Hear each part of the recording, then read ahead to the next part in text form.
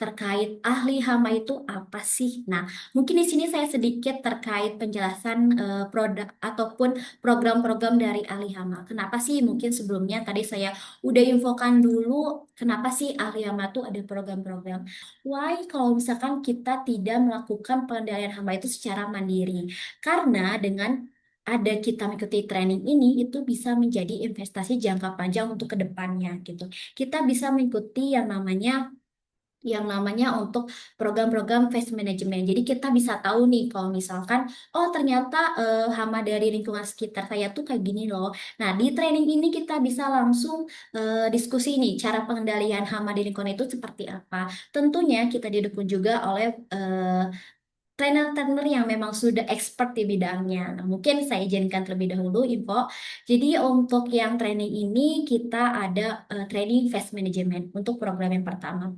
Dan tentunya untuk training fast management ini kita ada dua. Ini ada yang offline dan juga ada yang online. Dan untuk yang offline ini kita di hari Selasa sampai hari Rabu di tanggal 24 sampai 25 Februari 2026. Dan tentunya untuk offline ini kita lakukan di hotel di Bandung gitu. Jadi memang untuk offline ini kita langsung bisa diskusi nih dengan para trainer kita yang sudah expert di bidangnya. Jadi kalau misalkan Bapak Ibu yang memang langsung ingin sekali berdiskusi secara online dan juga mungkin ingin mengetahui bagaimana sih pemecahan permasalahan dari hama itu seperti apa, bisa banget nih langsung ikutin aja training fast management secara online seperti itu. Dan tentunya untuk harganya itu kita lagi ada diskon besar-besaran dari harga 3 juta menjadi 1.499.000 rupiah saja. Seperti itu. Dan tentunya yang kedua untuk Bapak Ibu yang mungkin tengah terkendala di waktu ataupun memang terkendala di jarak juga kita ada yang namanya program TPM atau Time Fast Management yang online.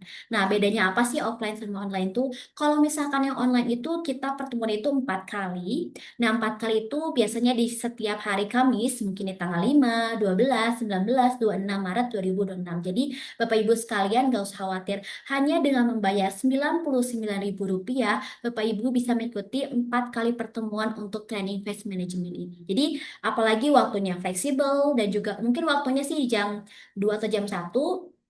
Mungkin sambil nunggu berbuka puasa kali ya, kita siapa tahu kan kita pengen training menambah ilmu juga, jadi Bapak Ibu bisa banget nih untuk join terkait training fast management. Karena kebetulan untuk seat itu kita masih terbuka, tentunya khusus untuk pestok di hari ini, seperti itu. Nah, tentunya untuk program ini kita bertujuan itu untuk apa? Untuk membekali keahlian lengkap dengan manajemen hama yang secara terpadu. Karena tentunya untuk bisa menciptakan fast management yang mandiri, kita perlu yang adanya ilmu dan juga ada pelatihan. Nah, maka dari itu kita membuka ada namanya training fast management. Dan tentunya untuk training fast management ini kita dibantu oleh training-training yang sudah expert. Itu ada from Intan dan juga dari Dr. Lin. Itu. Nah, selanjutnya mungkin saya izin ada juga yang kedua. Ini ada program yang kedua. Ini ada Fast Management In-House Training for Company. Jadi, untuk bedanya apa sih sama yang sebelumnya? Kalau ini tuh in-house training for company, jadi sistemnya itu paketan untuk perusahaan gitu. Jadi untuk perusahaan ini, misalkan dari Bapak Ibu sekalian ada perusahaan yaitu yang sekitar 30 orang yang ingin sekali bisa menciptakan fast management secara mandiri. Oke, nah kalau misalkan untuk tentang in-house patient management ini tentunya kita ingin sekali yang namanya secara company. Jadi untuk tujuannya itu untuk apa? Jadi untuk meningkatkan kompetensi tim dalam pengendalian hama seperti itu. Nah tentunya ingin sekali bisa yang namanya Bapak Ibu sekalian misalkan di company-nya ingin sekali bisa menambah wawasan terkait yang namanya pest management. Bapak Ibu bisa nih langsung ikutan aja terkait in-house training pest management. Nah, bedanya itu apa? Bedanya untuk in-house ini kita tentunya ada dua juga, ada yang online dan juga ada yang offline. Nah, untuk kedua ini kita kembaliin lagi aja ke pihak Bapak Ibu ataupun memang company itu maunya secara online ataupun offline seperti itu. Dan tentunya untuk yang topiknya juga kita ditentukan juga dari company. Misalkan dari company Kak, saya ingin sekali tentang misalkan tikus ataupun kecoa gimana sih cara pengendaliannya karena kebetulan kebetulan di company ini kita lagi ada nih hama terkait yang namanya kecoa. Nah, tentunya boleh banget nih untuk topiknya bisa di request aja langsung ke kita untuk bisa menangani di lingkungan sekitar dari Bapak Ibu sekalian tentunya.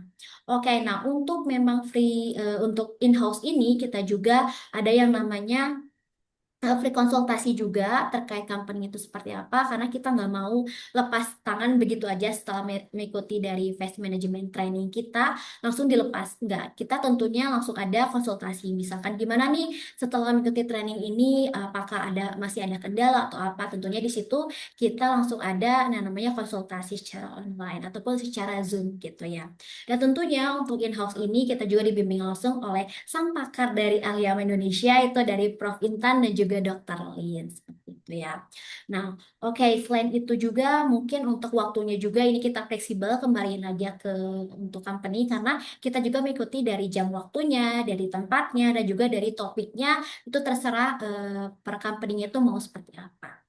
Oke, selanjutnya next, mungkin ini saya ingin menjelaskan terkait yang namanya dokumentasi dari program-program kita. Mungkin tadi saya udah infokan juga ya terkait program apa sih yang ada tadi training fast management dan juga ada in-house-nya juga. Nah, oke. Nah, yang pertama ini ada training fast management ini eh, untuk yang dilakukan secara virtual, mungkin yang untuk virtual ini biasanya kita dilakukan dengan virtual interaktif. Nah, biasanya interaktif ini kita bisa yang namanya diskusi langsung, misalkan dari teman-teman sendiri, misalkan dari ke trainernya bisa nih ke infoin, dok, kalau misalkan kebetulan saya nih di lingkungan sekitar lagi ada kendala hama, saya udah melakukan usaha ini, usaha itu, tapi kenapa sih belum ada penyelesaian juga? Nah, siapa tahu untuk Bapak Ibu sekalian ada di penanganan yang salah, karena kita perlu tahu dulu nih gimana untuk sistemnya. Mungkin di situ kita harus ada trik and triknya nih untuk bisa mengetahui tentunya dari sang pakar langsung ataupun yang sudah berpengalaman selama berpuluh-puluh tahun itu mengenai face management seperti itu. Dan juga kita ada konsultasi manajemen hama. Dan untuk konsultan ini tentunya kita ada programnya juga nih. Kalau misalkan Bapak Ibu sekalian yang ingin sekali bisa buka terkait face control secara mandiri ataupun ingin sekali konsultasi juga kita buka untuk biasanya untuk konsultan ini 6 bulan gitu.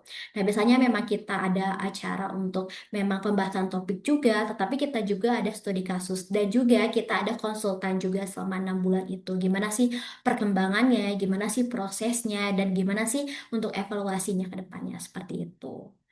Oke, nah selanjutnya tadi kan saya udah info terkait training-training kayak itu ya. Ada misalkan yang pertama tadi ada training fast management, ada juga in-house, dan selanjutnya ada e-course juga nih. Nah, bagi teman-teman sendiri yang memang ingin sekali kayak, oh saya kebetulan memang lagi ada nih, saya ingin sekali mendapatkan e-course juga, tapi saya terkendala di waktu nih, karena waktunya tidak sesuai nih, misalkan karena kebetulan saya sibuk, misalkan ataupun kebetulan saya juga ada kendala di waktu juga ataupun di ruang juga mungkin karena lebih banyak di lapangan. Kebetulan kita ada juga nih e-cross dari ahli hama misalkan salah satunya dari logistik, juga ada dari industri juga dan juga ada mungkin dari yang namanya trending industri juga, terus ada juga hama yang merayap dan juga yang lainnya. Jadi Bapak Ibu tinggal cek aja terkait memang dari e-course ini. Nah, mungkin dari Kakak Amin bisa dibantu di-share mungkin untuk link dari e-course-nya sendiri seperti apa. Jadi untuk linknya itu gampang banget. Bapak Ibu mungkin udah biasa ya untuk yang namanya pembelian secara online. Nah, untuk pembelian secara online ini Bapak Ibu bisa nih langsung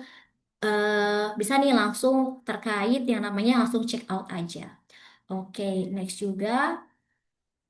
Di sini selanjutnya kita aja ada juga free konsultasi 30 menit. Jadi Bapak Ibu yang ingin sekali konsultasi terkait sama permasalahan hama ataupun kebutuhan pelatihan itu boleh banget nih bisa hubungi nomor yang tertera untuk bisa diskusi online secara lebih lanjut seperti itu. Oke, nah tentunya tadi saya udah bahas nih terkait yang namanya program-program dari Ali Hama. Nah, kebetulan di sini mungkin tadi saya sempat info juga trainer yang sudah expert atau ahli di bidangnya. Nah, tentunya mungkin saya izin share terlebih dahulu terkait dari trainer-trainernya. Nah, mungkin trainernya ini kita ada pertama ini ada Prof. Intan Ahmad PhD. Nah, kebetulan mungkin yang hari ini yang akan menginfokan terkait festoknya ya. Halo, Prof. Halo, apa kabar? Halo, oke. Nah, kebetulan beliau ini merupakan guru besar entomologi dari Institut Teknologi Bandung. Nah, jadi mungkin Bapak Ibu sekalian bisa cek juga riwayat beliau. Ini jangan diragukan lagi karena beliau ini sudah ada riwayatnya tuh terkait entomologi secara umum. Dan tentunya kita nggak usah ragu lagi nih terkait memang trainer-trainer dari ahli hama.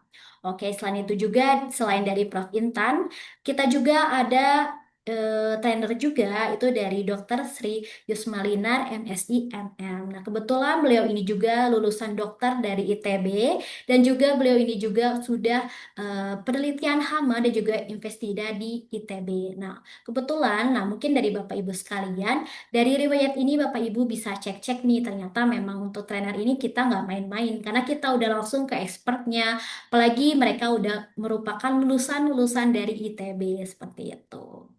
Oke, nah mungkin tadi saya udah infokan terkait training dan juga program dari Alihama. Nah mungkin inilah waktunya kita untuk bisa share-share bersama Prof. Intan terkait food safety untuk anak preventive integrated waste management. Nah tentunya mungkin ini akan dibantu training dari Prof. Intan. Mungkin kita sapa dulu ya terkait Prof. Intannya. Halo, selamat siang Prof. Intan. Yang Yolanda. Oke.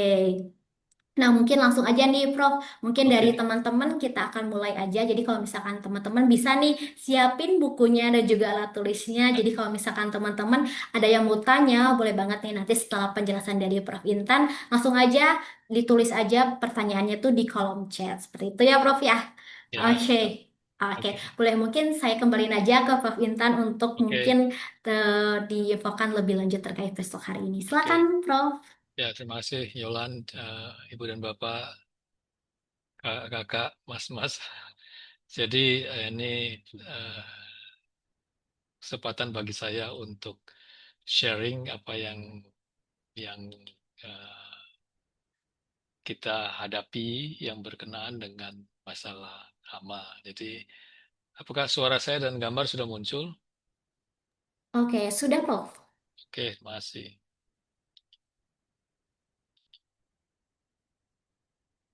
Jadi topiknya adalah food safety. Jadi kalau kita bicara food safety, bagaimana agar anak-anak itu ya tidak terkena masalah dengan makanan yang dimakannya dan di mana di sini peran dari hama itu.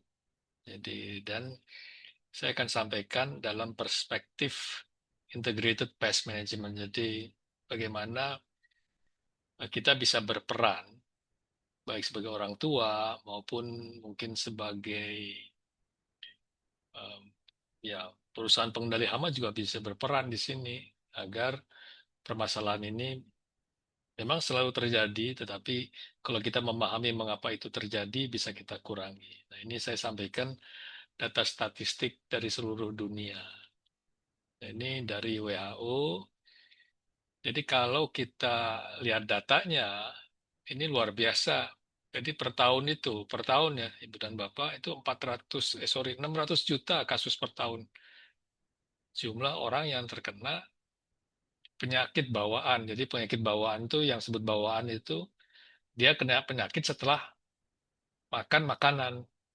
Jadi di sebelah kanan ini saya perlihatkan hewan-hewan yang sudah terkenal, sudah sohor bertindak sebagai vektor ya. Jadi vektor pembawa sebenarnya, vektor mekanik. Jadi misalnya kalau tikus, kemudian lalat, semut, kecoa. Dan kalau kita lihat ini angka kematiannya banyak sekali, 420.000. Dan dari sini itu 30%-nya adalah anak di bawah umur 5 tahun. Jadi ini menyedihkan sekali ya. Jadi setara dengan 125.000 jiwa per tahun. Dan kembali kalau kita bicara tentang kematian, ini tidak bisa kita anggap sebagai data statistik. Oh, cuma satu, cuma dua. Itu karena tidak bisa dinilai sebenarnya. Ya kan? Karena kalau sampai kematian, ya itu luar biasa. Tentu kita tidak ada pun yang mengharapkan demikian. Nah, di sini saya tulis di sini bagaimana peran hama sebagai vektor lalat, kecoa, tikus, dan semut. Ini sebagai pembawa secara mekanis gitu. Jadi dia karena dia kegiatannya warawiri kemana-mana, dia bawa penyakit begitu ya. Nah, tetapi yang kita ketahui data yang ada, jadi selalu dikatakan penyebabnya adalah bakteri dan virus. Namun kurang dibahas mengenai mengapa orang bisa terkena bakteri dan virus. Nah, salah satu yang membawa itu adalah ya hewan-hewan ini. Jadi jalur kontaminasi melalui hama jarang tercatat secara sistematis dalam surveillance kesehatan. Jadi sama juga kalau kita bicara tentang ada kebakaran suatu tempat, kemudian dikatakan karena ada arus pendek, bahasa Belandanya korsleting. Tapi itu sebenarnya antara lain juga banyak yang disebabkan oleh tikus yang menggerogoti kabel misalnya. Tapi tentu untuk topik hari ini kita penekanannya adalah lebih pada masalah bagaimana makanan bawaan ini bisa berakibat bagi anak-anak kita. Jadi kalau untuk sanitasi, mungkin ada ibu dan bapak yang punya bisnis sanitasi atau bahkan di pest control. Jadi memahami peran hama sebagai vektor kontaminasi ini baik sekali untuk merancang program pengendalian. Bagaimana kita mencegah begitu ya? Karena seperti juga kesehatan, jangan sampai sudah sakit baru ke dokter itu jadi masalah kan gitu ya. Jadi bagaimana kalau kita bisa mencegah? Nah, itu menjadi sesuatu yang memang umumnya kita baru minta tolong setelah ada masalah, tapi bagaimana kita mencegah? Nah, itu kan jadi lebih baik, lebih sehat kan begitu. Sehingga dalam hal itu kita bicara pengendalian hama itu perlu terintegrasi, harus menjadi prioritas dalam sistem keamanan pangan. Jadi tidak bisa kita hanya melihat wah ini ada makanan ini beracun atau karena makan makanan ini kemudian sakit dan sebagainya. Kita perlu berpikir kenapa itu sampai bisa terjadi. Jadi ini yang saya sampaikan adalah jalur kontaminasi itu. Ini adalah hal yang sering kita lihat di mana-mana. Jadi urban pest. Jadi urban pest itu urban itu apa ya? Orang hidup di kota. Kan kehidupan modern. Jadi kadang-kadang kita berpikir urban pest yaitu tidak begitu masalah karena kita merasa sudah hidup di kota yang bersih. Ya kelihatannya bersih. Kadang-kadang kan kita tidak melihat bahwa makanan itu sebelumnya pernah dilewati oleh kecoa atau lalat dan sebagainya. Jadi ini menurut laporan WHO bahwa perubahan gaya hidup di kota justru membuat manusia semakin dekat dengan hama, begitu ya. Dan itu adalah bukti, misalnya saja jumlah perusahaan pengendalian hama di Amerika itu lebih dari 30.000. Di Indonesia misalnya sekitar ya 600 sampai 1.000. Bahkan Malaysia yang penduduknya kita tahu tidak sampai 100 juta, itu perusahaan pengendali hamanya ada 1.000, ada 1.000. Kalau di Singapura itu memang penduduknya cuma 6 juta, tapi banyak perusahaan pengendali hama. Intinya apa? Orang tidak mau hidup eh, bersama hama ini. Nah, sekarang kalau kita bicara anak-anak, ini walaupun desain rumah modern, aktivitas sehari-hari padat, jadi pola konsumsi, kadang-kadang mereka jajan di mana, atau memperoleh makanan di sekolah, atau mungkin pula makanan yang kita sediakan dari rumah, itu kadang-kadang bisa bermasalah juga. Jadi saya tulis di sini, anak-anak tidak hanya makan di rumah, mereka juga jajan di luar, membawa bekal ke sekolah, atau memperoleh makanan di lingkungan pendidikan. Jadi keamanan makanan bukan hanya soal dapur rumah, tetapi tentang seluruh lingkungan tempat makanan itu berada. Jadi tidak bisa kita hanya melihat, ya ini makanan sudah begini, tapi perlu berpikir kalau kita ingin mengetahui kenapa ada masalah, ini asalnya dari mana kira-kira. Nah, jadi ini sesuatu yang amat memungkinkan itu terjadi, gitu ya. Jadi memang paling nggak pengalaman saya, ya mohon maaf bukan apa ya, bahwa kalau saya pergi ke negara, ke luar negeri, ke negara maju, saya tidak pernah sakit perut. Tidak pernah sakit perut. Bahkan waktu saya studi dulu di Amerika, saya tidak pernah sakit perut. Tapi begitu setelah 6 tahun di sana, saya kembali ke Indonesia. Ini perut saya ini belum terbiasa. dengan makanan yang jadi saya diare mungkin sampai 3 bulan itu.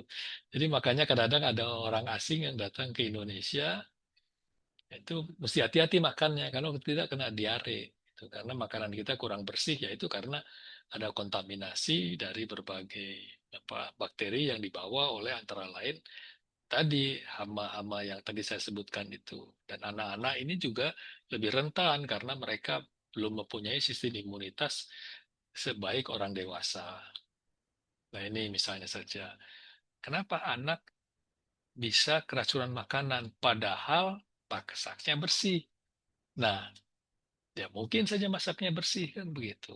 Tapi mulai dimasak sampai dimakan itu mungkin ada waktu. Jadi kalau kita bicara tentang keamanan makanan anak, kita sering fokus pada bahan makanan atau cara memasak. Namun, ada faktor lain yang sering tidak terlihat yaitu keberadaan hama di sekitar makanan. Misalnya saja, Ibu dan Bapak, saya pikir sering kita makan di restoran. Bahkan saya minggu lalu juga traktir orang di restoran. Nah, itu ada lalat, tapi kita biasa tolong ada lilin. Jadi sebenarnya lilin itu sama sekali tidak membuat lalat pergi. Kita hanya lebih pada merasa agak nyaman lah begitu. Tapi si lalat itu kan sudah hinggap di mana? Kalau kita orang dewasa mungkin sudah punya sistem kekebalan yang lebih baik, tapi kalau anak apalagi ada bayi itu bahaya sekali gitu. Nah, itu tuh kadang-kadang kita tidak tidak menyadari itu. Jadi, tapi memang saya tulis juga di sini hama bukan selalu penyebab utama keracunan makanan, tapi mereka dapat menjadi perantara. Nah, ini perantara yang memindahkan kuman dari lingkungan kotor ke makanan, ya. Jadi sering kita bawa anak-anak kita atau kita pergi ke satu tempat makan. Nah, di situ banyak lalat. Itu yang tampak siang hari. Mungkin sebelumnya malam ada kecoa yang jalan-jalan di atas makanan itu. Atau ada tikus dan sebagainya. Dan kalau kita lihat ada kasus-kasus yang kemudian ada yang keracunan, itu sebenarnya bukan karena makanan dimasak kotor, tetapi karena toksin sudah terbentuk sebelumnya. Dan hama inilah, jadi ada bakteri yang menghasilkan toksin. Itu yang membuat kadang-kadang keracunan cepat sekali terjadi. Begitu. Dan hama dapat menjadi jalur tersembunyi yang membawa bakteri penghasil toksin itu ke makanan. Tadi saya katakan mungkin dimasaknya kapan, tapi begitu dimakan sudah ada jeda dan pada waktu dimasak pun sudah ada ini sebenarnya bakterinya yang mungkin karena masaknya kurang sempurna itu mungkin bisa terbawa juga begitu ya.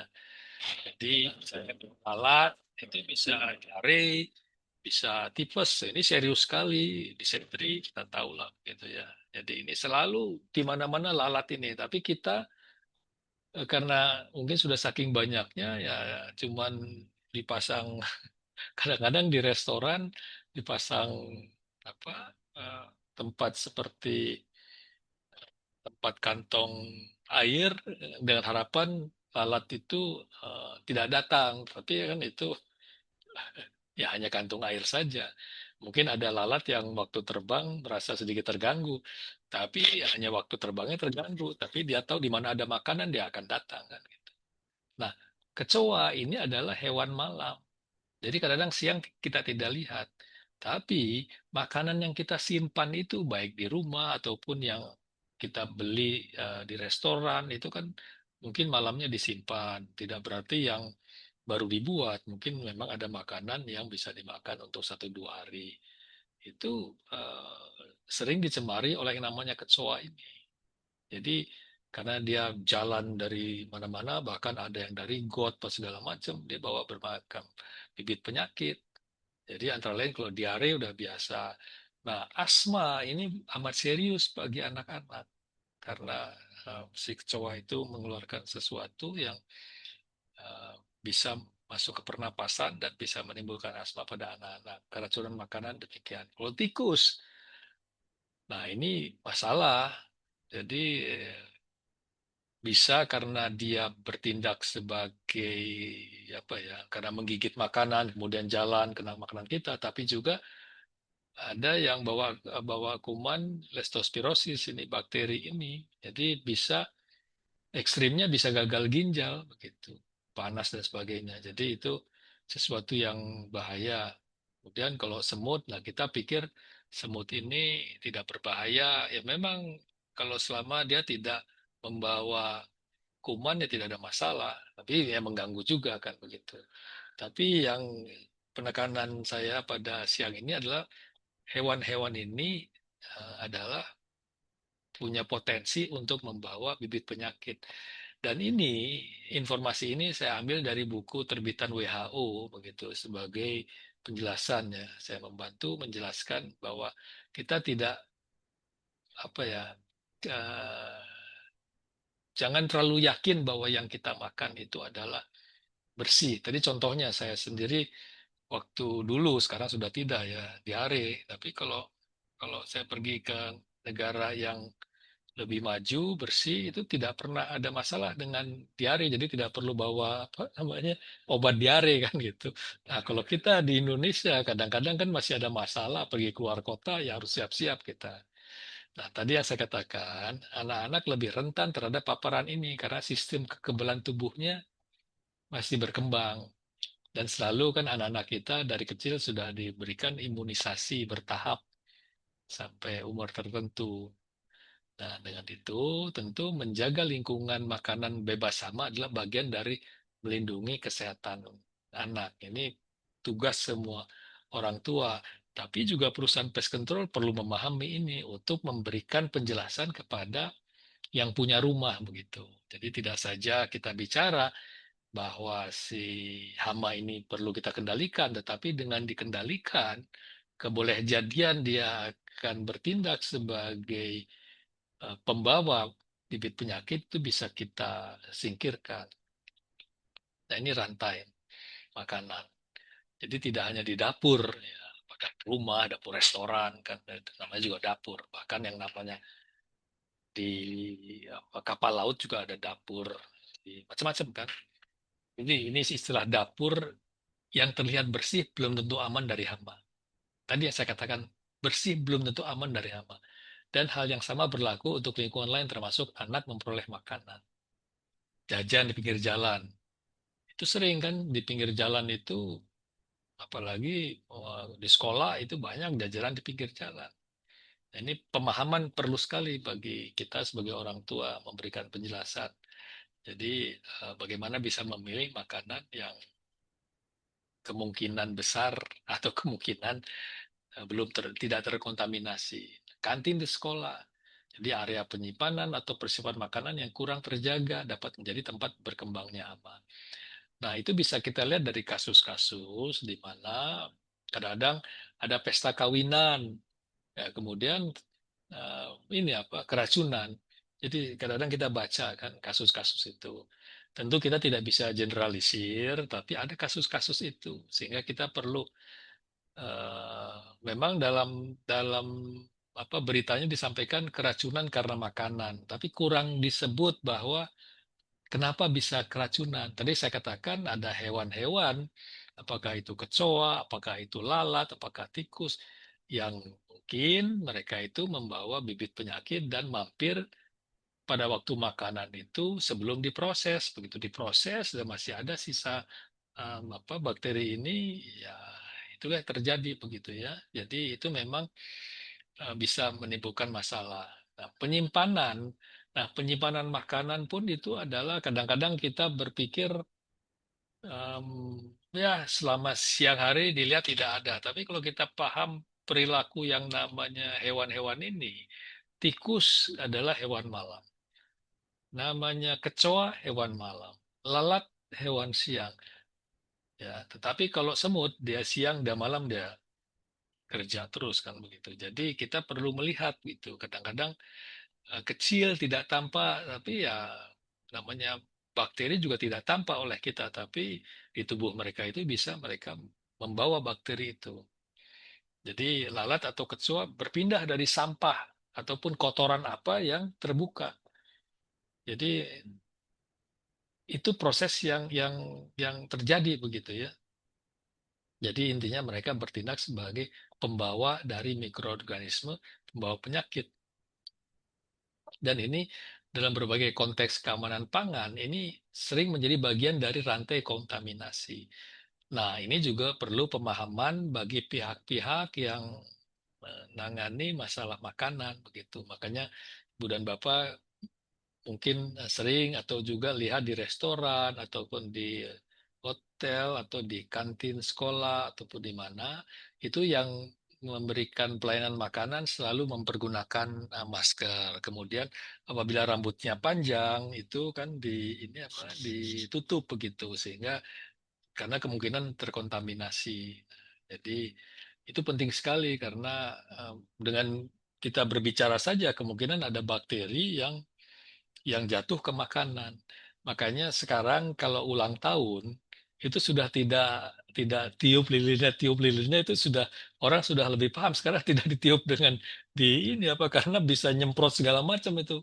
Jadi segala macam bakteri bisa bisa sampai ke kue itu dan kemudian yang makannya bisa secara nggak sengaja itu. Jadi orang sudah makin tahu kan tiup lilinnya ya tapi ditiupnya dengan cara yang lain. Jadi kembali saya katakan di bawah sini, seringkali masalahnya bukan karena tempatnya yang kotor, tapi karena makanan dibiarkan terbuka, pengolahan sampah kurang baik. Nah, sampah ini masalah besar, gitu ya, karena ya harus secara rutin dibersihkan. Tetapi kan kita sendiri jarang-jarang rutin melakukannya, apalagi kalau di rumah. Mungkin seminggu sekali atau bahkan 2 minggu sekali. Nah, itu di sana adalah sarang apa lalat begitu. Nah, untuk perusahaan pengendali hama juga kadang-kadang kan posisi yang sulit. Kenapa lalatnya banyak? Yang disalahkan perusahaan pengendali hama. Pelan itu merupakan perusahaan pengendali hama dapat memberitahu bahwa agar lalat ini bisa dikendalikan, sampah pun perlu dikelola. Kalau tidak, itu sumbernya akan ada terus, tidak akan ada habis-habisnya. Ya, ini yang perlu dipahami. Nah, ini mulai masuk kepada konsep daya hama terpadu. Nah, ini karena hanya singkat. Intinya pengendalian hama itu definisinya adalah cara pengendalian dengan berbagai cara. Jadi bukan dengan semprotan itu cuma nyemprot saja, tapi ya salah satunya. Tapi yang perlu dipahami adalah bagaimana kita mencegah. Jadi lingkungan itu harus kita jaga agar si hama ini tidak datang. Karena hama datang itu karena apa? Karena ada makanan, ada tempat dia bersembunyi, ada air. Nah, bagaimana lingkungan itu kita kelola agar tempat itu tidak menarik bagi si hama itu. Dari situ kita bisa lihat apakah kebiasaan kita menyimpan makanan sudah benar, apakah terbuka atau ada bekas-bekas makanan, remah-remah atau ada kotor. Bahkan kadang-kadang tanpa disadari misalnya di mobil 2 minggu yang lalu kawan saya telepon saya, bukan telepon WA. Ini di mobil saya kok banyak kecoa ya. Saya tanya, mungkin ada kebiasaan makanan yang tidak sengaja terbuang di situ. Nah, kecoanya jadi banyak begitu. Itu cocok saja, gitu ya. Jadi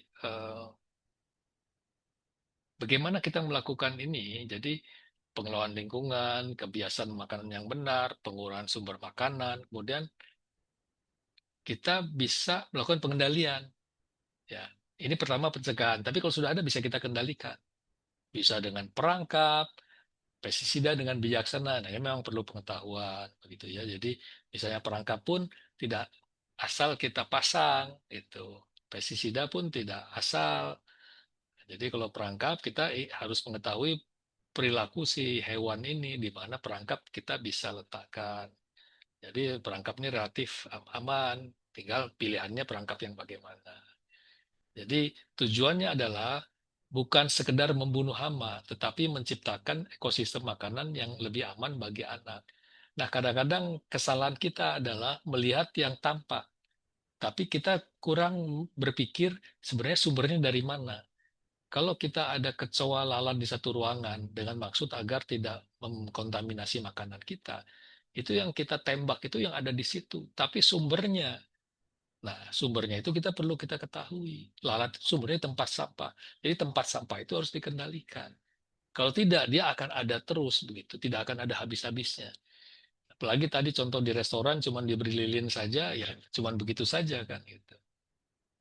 Jadi intinya adalah bagaimana kalau kita menjaga kesehatan untuk anak agar sehat, ini sistem ini harus kita pahami betul. Nah, sekarang untuk peran perusahaan pengendali hama. Ini menurut WHO. Jadi intinya adalah bergeser dari bawa senjata apa untuk nyemprot, bukan begitu. Tapi kita mulai dapat berbicara dengan pemilik rumah, dengan orang tua, ya, dengan sekolah, dengan dapur umum, bicara. Ini sebenarnya kalau ada hamanya itu perlu dikendalikan, tetapi bagaimana mencegah? Ya. Jadi bisa membantu satu tempat melakukan survei untuk memberitahu ini loh sumbernya. Ini rantai kontaminasi sampai terjadi kemungkinan ada masalah hama. Itu perlu disampaikan. Akhirnya bagaimana proses pembuatan makanan. Nah, tentu perusahaan pengendali hama perlu belajar juga lebih lanjut tentang ini. Jadi memberikan pendidikan kepada masyarakat, kepada orang tua, staf sekolah, pengelola makanan, tentang praktek sanitasi yang benar. Jadi pengalaman kami selama ini juga kemampuan komunikasi kawan-kawan kita yang bergerak di pengendalian hama itu perlu ditingkatkan. Karena bagaimana kita meyakinkan pihak lain. Jadi intinya adalah tadi saya katakan bagaimana lingkungan ini kita kelola. Jadi pemahaman tentang um, ekologi, jadi hubungan antara si hewan-hewan yang jadi hama ini dengan lingkungannya. Ya. Kalau sudah harus dikendalikan, yaitu perlu memberikan alasan mengapa harus dikendalikan gitu. Apalagi kalau kita bicara pengendalian untuk lalat misalnya, kadang yang terjadi adalah dikendalikan di rumah itu saja, termasuk bagi kita pemilik rumah. Padahal sumbernya mungkin ada di tetangga kita atau di sekitar lingkungan kita yang ada tempat sampah. Nah, itu pun harus mendapatkan perhatian. Kalau tidak, itu akan datang terus karena sumbernya tidak kita kendalikan. Jadi di bawah saya tulis di sini, pendekatan dari WHO mengangkat petugas pest control dari teknisi penyemprot menjadi profesional kesehatan lingkungan yang kompeten. Nah, untuk kompeten kan perlu pendidikan, latihan, termasuk dengar uh, Zoom seperti ini, mungkin bisa dapatkan wawasan yang lebih baik. Gitu ya. Jadi ini adalah pesan penutup. Ini anak-anak happy, mewah juga makanannya. Ada buah, ada nasi, ya itu Indonesia banget ya. Ada apel juga. Jadi bagaimana melindungi kesehatan anak melalui lingkungan yang aman. Jadi di rumah ya cara menyimpan makanan yang baik agar kalau malam ada kecoa, siang ada lalat atau semut itu tidak bisa. Walaupun kalau tikus tuh kadang-kadang tikus tuh bisa menggigit kan dia tahu ada makanan kan itu. Kemudian di sekolah ya perlulah kantinnya yang baik lah gitu ya, menerapkan standar kebersihan. Saat jajan ya itu perlu kita beritahu cara jajan yang baik agar eh, ini makanan yang dimakan itu boleh jadinya bukan makanan yang sudah terkontaminasi. Jadi keamanan makanan anak bukan hanya soal bagaimana makanan dimasak, tapi juga tentang bagaimana lingkungan di sekitar makanan itu dikelola. Jadi ini adalah satu hal yang perlu kita berikan perhatian, baik bagi orang tua, pengelola sekolah, kantin, perusahaan pengendali hama bisa berkontribusi untuk menjaga agar kasus-kasus keracunan ini bisa kita kurangi. Tapi juga anak-anak ini perlu memahami begitu. Jadi pemahaman agar mereka juga bisa turut menghindari dari hal-hal yang tidak diinginkan. Jadi demikian saya kembalikan kepada moderator. Terima kasih. Kalau ada pertanyaan, silakan. Oke, nah mungkin tadi dari Prof. Intan udah nih sedikit info-info terkait yang namanya tadi untuk pistok hari ini ya. Nah, oke mungkin dari Bapak Ibu ataupun teman-teman sekalian apabila ada yang mau ditanyakan ataupun misalkan ada terkait yang relate nih sama pengalaman yang udah dilakuin, misalkan boleh banget nih kita langsung aja diskusi secara online untuk kita interaktif nih. Kebetulan kita ada langsung Prof. Intan ya, mungkin sekalian langsung di expertnya sendiri, di ahlinya tersebut. Di kita langsung aja nih tanya jawab terkait itu. Apa Oke, saja, silakan, silakan oke apa saja. betul Prof ya. Sekalian aja. Oke Prof, mungkin sekalian nunggu terkait pertanyaan, mungkin kita izin share terlebih dahulu untuk program-program dari Aliyama ya Prof ya. Oke, mungkin bisa dibantu dari tip Amin untuk bisa di-share terkait terkait video dari ahli hama. Oke.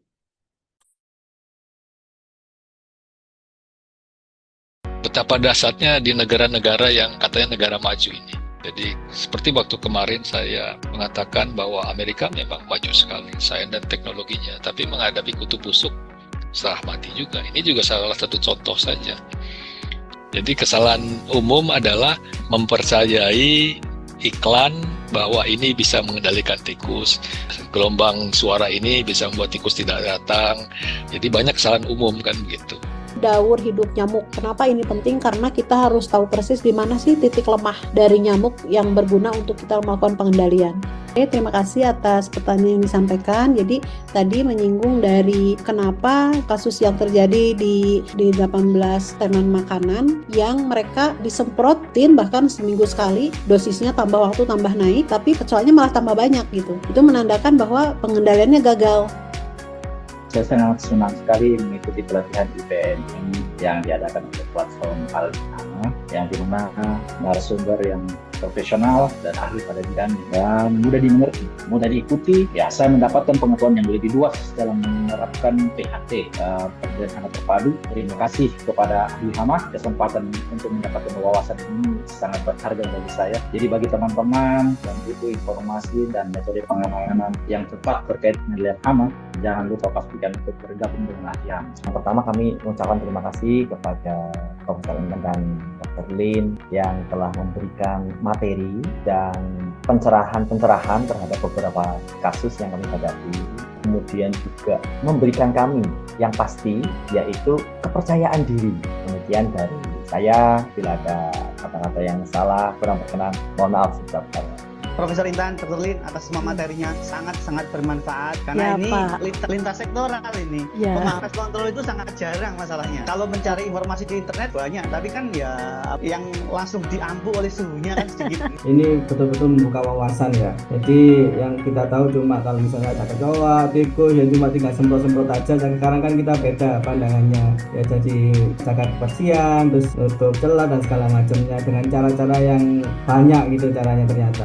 Pembelajaran yang menjadi betapa pentingnya komunikasi antar pihak baik klien maupun kontrol eksternal. Akhir kata, wassalamualaikum warahmatullahi wabarakatuh. Jujur awalnya saya nggak yang paham banget mengenai IPM gitu ya, tapi setelah 2 hari ini ternyata banyak insight baru yang bisa saya dapat gitu dari sini, dan materinya juga diberikan secara efektif dan efisien, pembagian materinya juga insightful banget. Oke, mungkin berikut adalah salah satu mungkin beberapa testimoni dari beberapa yang udah mengikuti dari training fast management tersendiri. Oke, Prof. Ini mungkin kita nunggu dulu aja, Prof. Terkait memang pertanyaan-pertanyaan. Mungkin dari itu saya mau tanya dulu, Prof. Sebelumnya. Mungkin sambil tunggu dari pertanyaan dari para Ya, peserta satu yang sudah lain. muncul, satu pertanyaan itu. Iya, udah muncul ya. Oke, mungkin kita langsung aja. Ini dari ada Kak Faidah, itu yang bertanya, di MBD permasalahan yang banyak adalah saluran air di tempat produksi, sehingga akan banyak masalah dan kontaminasi dan pest. Nih, bagaimana untuk cara mengatasinya? Mungkin langsung aja nih, dari Prof. Intan bisa langsung di-share aja nih, terkait pertanyaan dari Kak Faidah ini. Silakan, Oke, Prof. terima kasih atas pertanyaannya. Ini masalahnya bukan hanya masalah hama ini kalau sudah begini. Karena bicara adalah saluran air di tempat produksi, sehingga banyak masalah dikontaminasi dan pes. Jadi ini perlu secara desain itu bagaimana agar tidak ada genangan air, biofilm dan akses masuk hama. Jadi perlu ini apa pendekatan engineering begitu. Jadi desain salurannya perlu diperbaiki. Jadi desain saluran diperbaiki misalnya eh, jangan sampai ada air tergenang misalnya. Atau ada didesain sedemikian rupa kan ada kalau kita di kamar mandi itu kan ada namanya drainer. Eh, jadi kalau air turun itu walaupun di sana ada kecoa atau apa tidak bisa eh, ke apa muncul ke kamar mandi begitu. Sama juga seperti ini gitu. Jadi perlu bagaimana airnya itu apa saluran air itu jangan sampai tergenang. Nah, itu setelah itu baru kita yang berhubungan. Jadi ini intinya adalah eh, secara engineering dulu kita buat jangan sampai eh, ini tadi dikatakan jangan sampai saluran air itu bisa mengakibatkan ada air tergenang dan masuknya apakah kalau besar sekali ya mungkin bisa tikus juga masuk atau kecoa bisa kadang-kadang kan masih ada ini apa ada tempat dia berjalan di pinggir-pinggir itu jadi perlu ada cara membuat si saluran air itu menjadi lebih lancar kan begitu jadi apalagi kalau berhubungan dengan gorong-gorong itu tikus bisa dengan senang hati dia jalan-jalan ke sana kalau tidak ada penutup yang membuat tikus itu tidak bisa masuk ke atas. Jadi intinya adalah tadi saya katakan ini kan sumber dari si hama itu. Nah, sumber ini harus kita hilangkan sehingga hama itu tidak ada di situ. Jadi ini memang sanitasi harus dilakukan, termasuk tadi pembuangan sampah dan sebagainya. Nah, setelah itu kita baru bisa kalau sudah mulai kering kita mencegah. Jadi misalnya dengan perangkap, dengan umpan, apa segala macam, tergantung dari ini apa, tergantung dari hama yang ditemukan begitu. Jadi ini dengan model begini ya saya pikir masalahnya serius gitu. Jadi jadi dengan di re-engineering jalur air itu jalur kontaminasi biologisnya bisa kita eh, stop lah kira-kira demikian. Itu kira-kira jawaban. Saya ada lagi yang lain.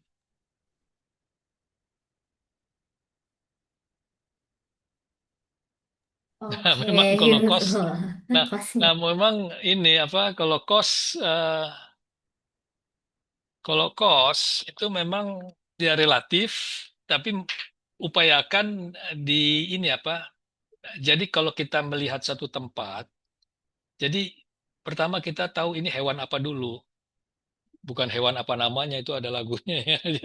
Nah, jadi hewan itu kita bisa tahu perilakunya apa, apakah siang atau malam. Dari situ bisa lihat. Ya, dari situ kita bisa mencoba mengurangi tadi cost-nya itu yang bisa kita tekan, gitu ya. Karena kalau tidak, ya orang bisa terkontaminasi, apalagi kalau menyangkut anak-anak ya itu. Kemudian dari Pak Solihin nih, bagaimana cara efektif mengatasi lalat yang menghampiri makanan sudah pernah di fogging tapi muncul kembali? Lilin pasti tidak efektif. Jadi fogging, ya tadi saya katakan fogging itu di fogging di tempat yang ada lalat terbang. Sumbernya itu yang harus dicari. Dari mana lalat itu? Jadi bisa siang, misalnya sumbernya di mana? Misalnya kalau fogging, kapan dilakukan?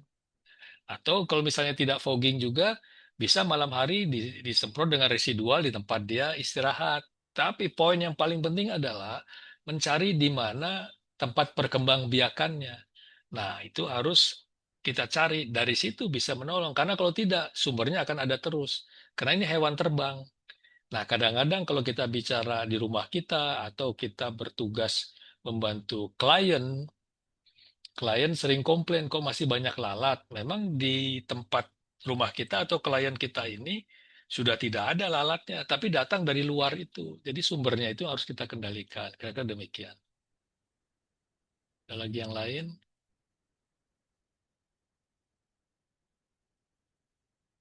Ini boleh nih, tadi kan dari Pak Solihin, semoga untuk pertanyaannya terjawab ya oleh Prof. Intan. Oke, mungkin dari teman-teman yang lain ada yang mau ditanyakan ataupun memang relate banget nih sama kasus yang ada di lingkungan sekitar, boleh banget nih kita diskusi secara langsung dengan expertnya. Kebetulan kan ada Prof. Intan ya di sini, jadi kita langsung aja diskusi secara online. Oke, nah mungkin Prof, mungkin saya ada pertanyaan dulu Prof. Mungkin kita sambil nunggu aja ya untuk pertanyaan-pertanyaan dari Bapak Ibu dan teman-teman sekalian.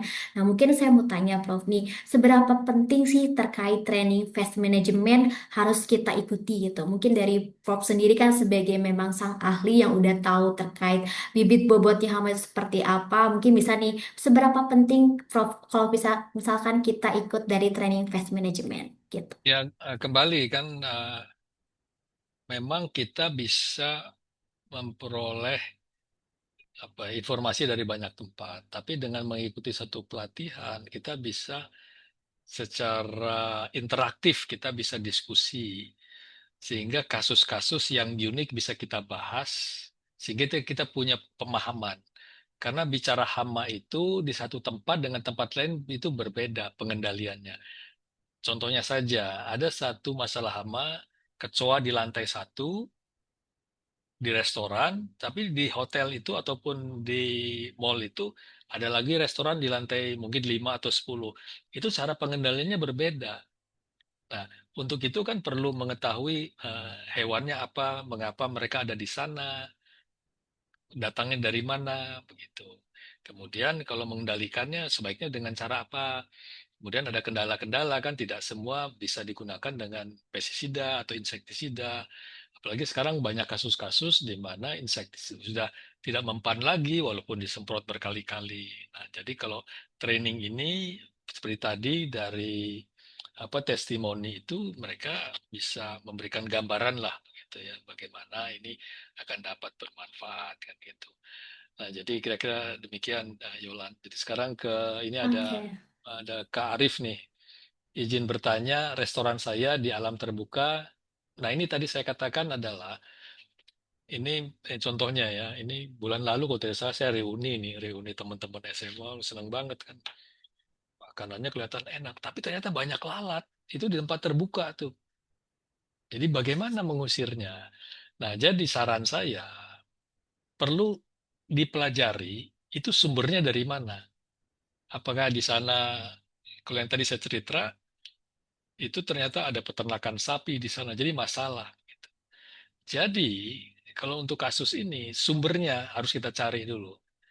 Jadi kalau dengan cara mengusirnya, itu mungkin kita bisa sebelum restoran itu kita pasang beberapa umpan di luar, ya, sehingga dia tidak akan sempat masuk restoran. Jadi begitu datang dari luar, dia akan sudah hinggap di umpan itu.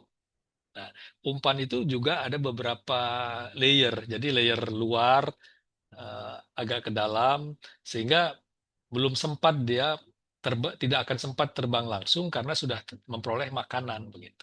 Jadi itu bisa dilakukan. Nah, itu di dekat perkebunan teh. Nah, perkebunan teh pun mungkin di sana ada sisa-sisa eh, yang membusuk bisa dari tumbuhan, dari sayuran atau apapun.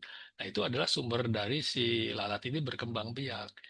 Jadi saran saya adalah kalau mungkin ada acara bisa dilakukan fogging, tapi itu sementara sekali. Jadi yang perlu dicari adalah sumbernya. Jadi mesti jalan ke daerah sekitar, kemudian dilihat di mana sumbernya. Itu mudah-mudahan bisa bisa membantu begitu ya. Karena kalau tidak akan datang terus, apalagi restoran orang sudah ingin datang tapi ternyata banyak banyak masalah. Jadi itu salah satu cara di antara cara-cara yang lain. Penggunaan insektisida bisa, kemudian dengan perangkap kan bisa dengan perangkap yang lem apa segala macam itu bisa. Jadi, nah kalau tadi kita mengetahui bagaimana cara mencari sumber dia berkembang biak, kemudian bisa berapa jauh dia terbang dan sebagainya itu bisa membantu. Itu kira-kira untuk Oke, ya tadi pertanyaan dari Kak Arifnya. Oke, semoga membantu. Oke, terima kasih Prof katanya. Oke, mungkin ini langsung aja ya, kayaknya itu langsung case secara langsung di dunia nyata kali ya. Nah, boleh banget nih dari Bapak Ibu sekalian ataupun teman-teman yang memang ada pertanyaan juga. Ini ada nih dari Kak Solihin. Satu lagi Prof katanya, apakah laron dapat mencemari makanan? Oke, langsung aja nih dijawab sama Prof Ya, Intan. sebenarnya kan kita bicara laron. Laron itu adalah rayap yang siap untuk membentuk koloni baru. Jadi kalau di beberapa tempat laron itu malah bisa dijadikan makanan kan itu. Jadi laron itu sebelum saya cerita dia mencemari apa tidak, jadi laron itu terbang kemudian dia akan mendarat kemudian melepaskan sayapnya membentuk koloni baru. Nah, jadi kalau dia muncul laron biasanya setelah hujan ya lembab, kemudian tanahnya agak gembur dia akan keluar. Wah, jumlahnya bisa puluhan sampai ratusan ribu. Nah, mengenai mencemari makanan, sepengetahuan saya belum ada laporan. Dia kan akan terbang karena dia tidak cari makanan, dia terbang tapi akan tertarik kepada kepada lampu, ya pada lampu. Tapi setelah itu dia akan ke tanah, dia kawin, ya dia makanannya ya makanan yang ada di dalam tubuhnya begitu aja. Jadi dia nampaknya tidak mencemari makanan karena tidak hingga ke makanan itu tidak sengaja saja. Mungkin karena pada waktu terbang atau kita di luar nih tadi contohnya di restoran gelap nih tapi ada lampu di situ. Nah, pada waktu terbang dia jatuh ke ini tapi tidak menurut saya dia tidak tidak mencemari karena dia tidak hinggap di satu makanan dan pindah ke tempat lain. Kira-kira demikian.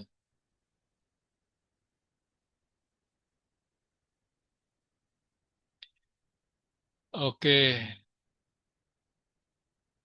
kalau buku saya pikir ya banyak ya gitu. Saya juga sedang nulis buku tentang kecoa secara lengkap. Mudah-mudahan dalam 2 bulan itu bisa terbit kan gitu. Jadi buku sebenarnya banyak.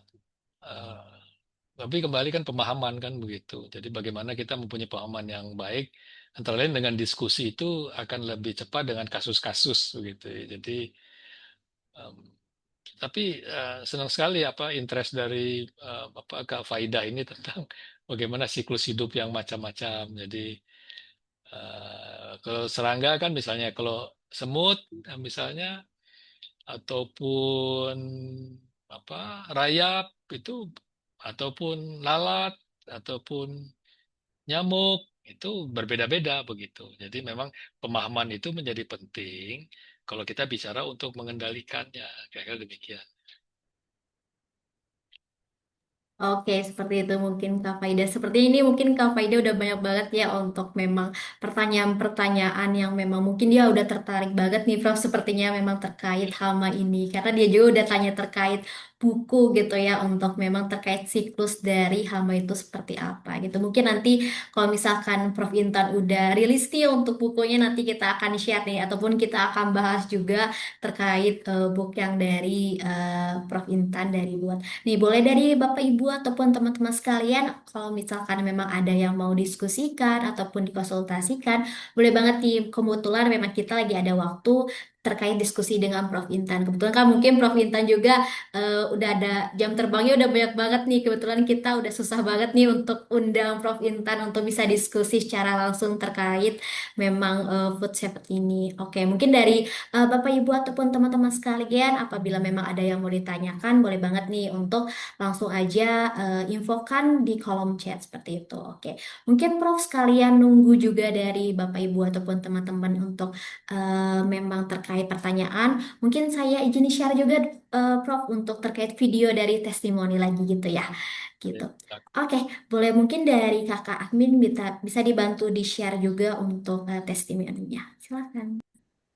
Tapi kalau menurut saya, kalau ada liang kembara di situ, kita pasang di situ umpan. Tapi kalau masang umpan, jangan ada perlakuan dengan insektisida. Peran pest management profesional ini dari pembasmi menjadi detektif dan konsultan. Nah ini tadi saya katakan detektif. Jadi mendetek, wah ini datangnya dari mana? Wah, di sini banyak karena memang pada waktu barang datang ini udah ada serangannya kan gitu. Jadi bukan salah gudangnya. Kecoa ini memang pengendaliannya itu perlu pendekatan yang menyeluruh dari sisi pengendalian, karena tadi kecoa itu tahan banting ya, artinya berminggu-minggu tidak makan, terus lingkungan ekstrim itu mereka bisa bertahan hidup, artinya mereka sangat kuat sekali gitu. Jadi bekas gesekan tikus pada dinding dan jejak debu menunjukkan jalur pergerakan rutin. Nah, ini adalah jalur di mana kalau kita ingin menempatkan umpan atau perangkap. Jadi kalau untuk zat pelen atau penolak adanya lalat, ini memang ada beberapa jenis, ada yang alami, dari bahan alami seperti apa, misalnya minyak serai atau juga lavender atau daun pandan, itu biasanya bisa digunakan untuk repelen alami untuk lalat. Perkenalkan, saya Indra Wahyudin. Jujur saya ini pengalaman baru ya. Terus saya mendapat materi tentang pest control ini sangat bermanfaat, terutama buat kami di industri kosmetik. Setelah mengikuti pelatihan ini, saya menjadi paham tentang bagaimana cara melakukan pengendalian hama secara intern itu lebih efektif. Kepada Prof. Intan sama Dr. Lin dan juga tim dari ahli hama memberikan ilmu yang luar biasa, dan rencananya di kami ini emang kedepannya dari manajemen kami ini menjadi tim internal, Bu. Jadi nanti mudah-mudahan dengan ilmu yang sudah kami dapatkan dapat kita aplikasikan nanti di perusahaan kami ini. Jadi semoga apa yang sudah Prof dan Dr. Lin sampaikan melalui pemaparan ini bisa kami terapkan. Jadi saya sangat berterima kasih atas informasi yang sudah diberikan. Mungkin sedikit itu aja yang bisa saya sampaikan, Prof dan Dr. Lin. Oke, nah mungkin masih belum ada nih Prof untuk pertanyaan lagi, mungkin kita nunggu dulu aja. Jadi bagi Bapak Ibu ataupun sekalian, apabila ada yang mau ditanyakan terkait memang ataupun memang terkait yang relate terkait hama ataupun memang tema hari ini kan food safety ya, boleh banget nih langsung aja tulis aja di kolom komentar terkait pertanyaan apa aja, biar nanti Prof Intan dijawab langsung nih oleh sang expertnya di bidang hama tersebut. Oke, mungkin sekalian nunggu, izinkan saya share terlebih dahulu info dari program dari Ahli Hama. Oke, nah kebetulan untuk Bapak Ibu sekalian, kita lagi ada program yang dalam waktu dekat ini itu ada yang offline. Untuk yang offline ini kebetulan kita lagi ada diskon besar-besaran 50% dari harga 3 juta menjadi 1.499.000 rupiah. Dan tentunya untuk offline ini kita dilakukan di hotel di Bandung, dan banyak sekali memang program-program ataupun benefitnya, dari mulai dari kurikulum, teori dan praktik langsung juga dengan studi kasus, dan juga ada diskusi juga secara langsung, secara interaktif. Terus kita juga dapat sertifikat ISO 9001, dan selain itu juga tentunya untuk pembelajaran offline ini kita dilatih langsung oleh ahli dari entomologi profesional lulusan dari ITB, dan selain itu juga ada modul materi dan juga hand dari training ini. Dan tentunya untuk training ini kita ada dibimbing langsung juga oleh Prof Intan sendiri dan juga ada Dr. Lin. Dan selain itu juga apabila memang teman-teman sendiri terkait di kendala di waktu ataupun memang di jarak juga, kita ada juga secara online. Nah, kebetulan untuk online ini kita program itu ada virtual training fast management, dan tentunya untuk kuota ini masih terbatas.